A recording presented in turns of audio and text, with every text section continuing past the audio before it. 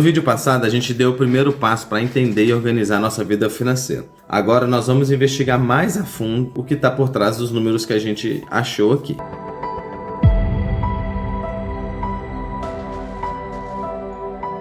Se você está a fim de desenvolver a sua inteligência financeira, você deve se lembrar do que fizemos na aula passada. Te desafiei a te dar um chute de qual seria o custo de um mês da sua vida, sem olhar os extratos ou suas anotações, sem pensar demais. Um chute é um número que viria na sua cabeça, que viria nas suas lembranças e as suas intuições. Te pedi para anotar esses números numa folha, e nessa mesma folha você também deve ter anotado, junto do seu chute, o valor total da sua renda, que entra na sua conta.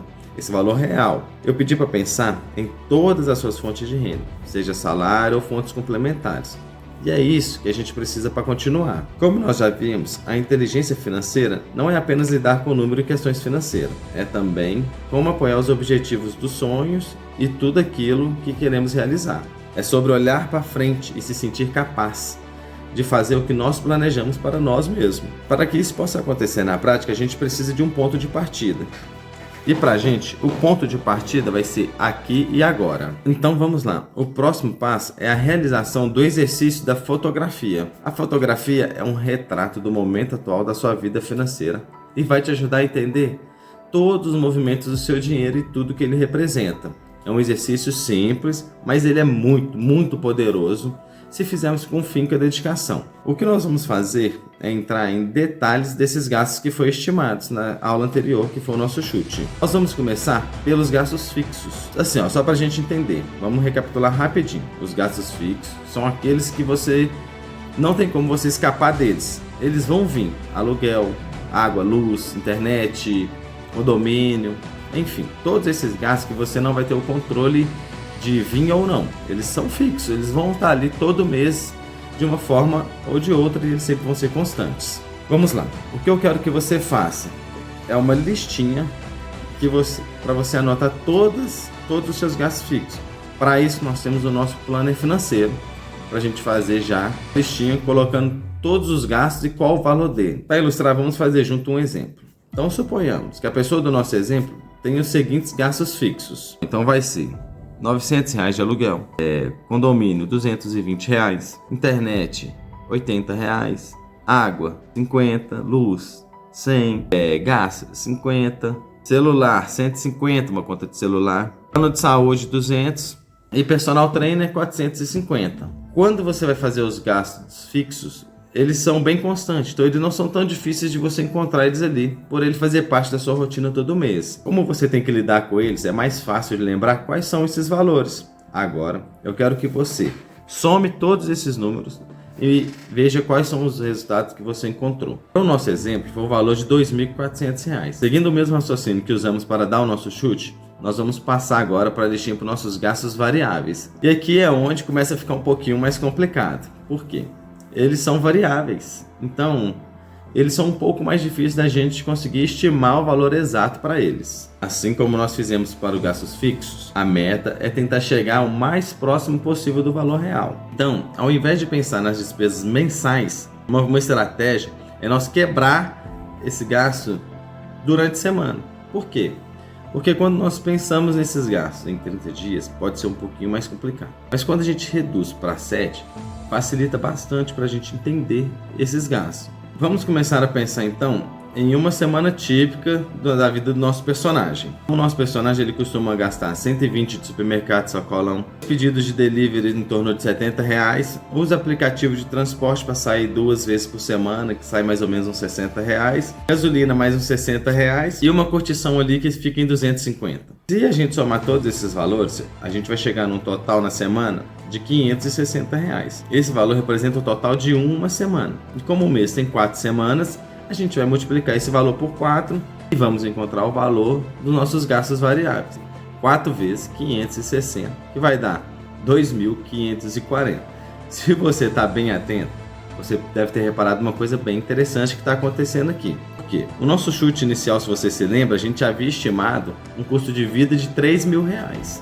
E agora, já chegando somando os gastos fixos e variáveis, a um total de R$4.200, R$4.440. que já representa R$240 a mais do que o valor do exemplo. Assim, já podemos perceber que tem algo de muito errado acontecendo aqui. Mas vamos seguir porque a gente ainda não terminou. Porque ainda falta colocar os gastos sazonais na nossa listinha, beleza? Você deve se lembrar que esses gastos são aqueles que acontecem em uma determinada época do ano. Talvez seja as férias que você planeja no final do ano, um IPVA, um seguro. Mas se você vai pagando ali em suaves prestações ou aquelas roupas novas que você gosta de comprar sempre que troca a estação. Nesse caso, é um pouco mais difícil de chegar no valor exato, mas é muito importante que a gente contemple esses gastos na fotografia. Porque, mesmo que você não saiba os valores deles, querendo ou não, você sabe que eles vão acontecer, mesmo que às vezes 1 ou 2 vezes no ano. Então, para facilitar o seu controle, a gente vai estipular esse valor anual e vamos dividir esse valor por 12. Vamos voltar lá no nosso exemplo. O IPVA do carro dá num total de R$2.200. Você compra roupas novas ali no verão ou no inverno e chega a gastar mais ou menos R$1.000. Presentes que você gosta de comprar para aniversários, para amigos, R$240. Férias de final de ano, vamos colocar ali R$1.800. Assim, como a gente fez com gastos variáveis, a gente fez por semana, né, do mês, que é vezes 4. Dessa vez a gente vai dividir por 12. Por quê? Porque a gente vai saber ao longo do ano. Então o nosso total ficou em 5.640. Que dividido por 12, vamos adicionar a nossa listinha ali, R$470. E parece que a nossa fotografia está completa agora, né? Temos os gastos fixos, variáveis e sazonais. Será que esses realmente são os únicos gastos que acontecem no nosso mês? Uma coisa que acontece muito no nosso mês é que a gente é extremamente otimista quando estamos planejando alguma coisa. Mas quando a gente senta e coloca os nossos planos e ideias no papel, a gente sempre planeja para o cenário ideal, onde tudo que a gente planeja acontece exatamente como foi pensado. Acontece que na prática não é bem assim. Você já deve ter experimentado algo assim na prática.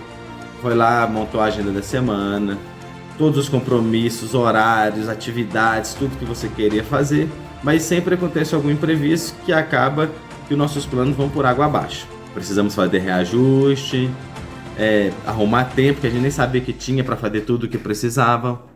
Isso tudo acontece isso também acontece na nossa vida financeira. Por mais que queremos que tudo saia exatamente como planejado, o mundo dá um jeito de virar tudo de cabeça para baixo. Você deve estar se perguntando agora, como que eu faço então para incluir esses imprevistos no meu planejamento? Como que é possível fazer isso se os imprevistos são exatamente isso, né? Imprevisto, a gente não sabia que iria acontecer. Beleza. O simples fato da gente saber que existe essa possibilidade já abre o espaço da gente se preparar para ela. Eu indico que a gente separe um valor de 15% dos nossos gastos totais. O que isso significa? A gente vai gastar isso todo mês? Não. Talvez tem mês que a gente não vai nem precisar dele. E talvez no próximo a gente precise apenas de uma pequena parte dessa reserva para essa emergência. E tem mês que a gente pode gastar muito mais do que o imprevisto. A ideia é entender que essa margem serve como uma reserva para que a gente tenha mais conforto e mais segurança quando a gente precisar lidar com essa situação. Vamos voltar para o nosso exemplo. O nosso total do mês até aqui é de R$ 4.910. Se a gente colocar os 15% em cima desse montante, vamos chegar ao valor final do mês, que é R$ 5.646,50. Agora sim, a nossa fotografia está pronta. O exercício dessa aula é um convite para que você possa se dedicar o tempo da sua vida. Qual foi a última vez que você destrinchou a sua vida financeira assim? Será que o seu chute ficou próximo da realidade? Ficou muito mais alto, muito mais baixo? Qual será o impacto desses números na sua vida? Bom, a gente vai ver isso, só que porém na próxima aula. A gente se vê lá.